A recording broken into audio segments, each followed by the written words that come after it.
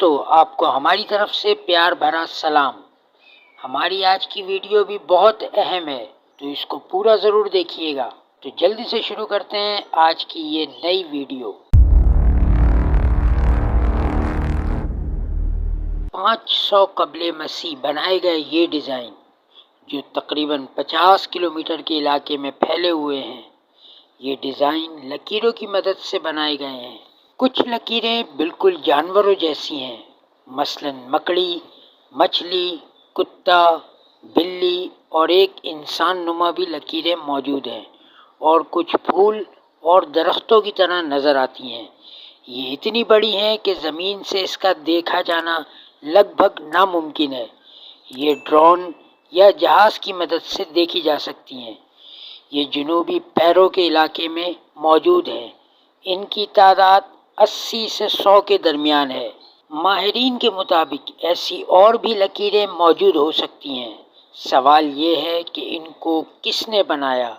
کسی انسان نے، یا یہ پھر کسی ایلین کا کارنامہ ہو سکتا ہے؟ جنوبی نمیبیا کے صحرا نامیب میں ایک ویران غیر آباد گھر موجود ہے، جس میں پوری طرح سے صحرائی ریت بھری ہوئی ہے۔ یہ پورا علاقہ بھوتوں کا مسکن بھی کہلاتا ہے۔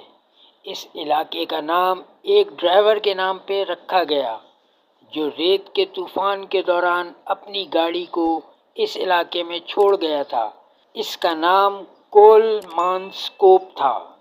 جرمن طرز کا یہ گاؤں 1908 میں یہاں موجود ہیروں کی دریافت کے بعد پروان چڑھا، لیکن یہ کام ختم ہونے کے بعد اس کو لاوارث چھوڑ دیا گیا، اور اب یہ نصف صدی سے زائد عرصے سے ویران پڑا ہے۔ کول مانسکوپ میں ہاسپٹل، اسکولز، تھیٹر ہوا کرتے تھے، اور افریقہ کی پہلی ٹرام سروس بھی یہیں موجود تھی۔ دوستو، ہماری یہ ویڈیو آپ کو ضرور پسند آئی ہوگی، تو اپنا پیار دکھاتے ہوئے چینل کو سبسکرائب ضرور کریں۔ اللہ حافظ۔